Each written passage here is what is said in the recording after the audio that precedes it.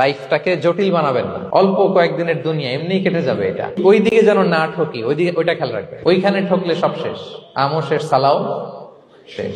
ওইখানে যেন ঠকে না যায়, এটা খেয়াল রাখতে হবে। তাহলে প্রথম ফ্যাক্টর হচ্ছে সুখী সমৃদ্ধ জীবনের। Will make our life simple.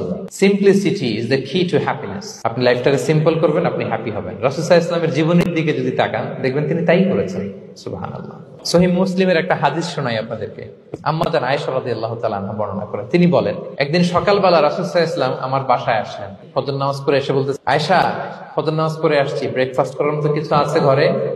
ইয়া রাসূলুল্লাহ, কিছু নেই। নাই? ঠিক আছে, আই এম ফাস্টিং। যাও, আমি রোজা রাখলাম, রোজার নিয়ত করলাম। কত ইজি গোয়িং, কত সিম্পল বানিয়েছেন লাইফটা। আচ্ছা, আমরা হলে কি করতাম? একটু মিলাই নিজের সাথে। সাধারণত আমরা যেটা করতাম, আমরা অনেকে রেগে যেতাম। প্রিয় ভাইরা, ঘরে কিছু নাই মানে তুমি আগে জানাবা না আমাকে? হ্যাঁ, গত রাতে বললে তো কিছু নিয়ে আসতে পারতাম।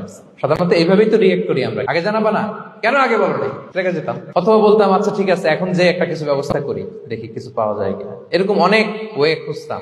কিন্তু রাসূল সাল্লাল্লাহু আলাইহি ওয়াসাল্লাম এই কোনো অপশন না নিয়ে বললেন, ওকে, there is no food for breakfast, I'm gonna fast fa inni sa'im। ঠিক আছে, খাবার যখন নাই, আমি রোজাই রেখে দিলাম। সুবহানাল্লাহ। এভাবে তিনি তার লাইফ লিড করেছেন। Make your life simple, you'll be happy. জটিল না করে সহজ করুন, আপনি হ্যাপি হবেন।